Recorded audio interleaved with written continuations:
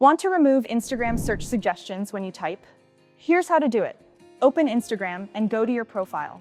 Tap the three bars in the top right corner.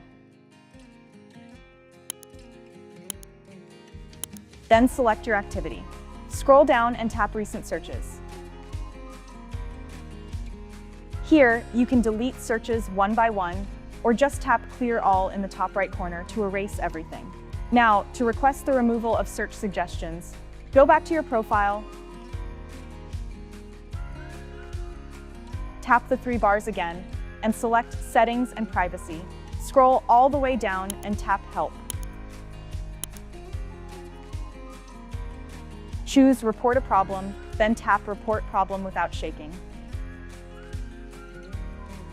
When prompted, choose Include and Continue or Not, either works. Type a message like, "Hi, Instagram. Please help me disable the search suggestions that appear while typing." Thank you. Tap Send. Instagram should get back to you within a couple of days and may help remove the suggestion feature. And that's it.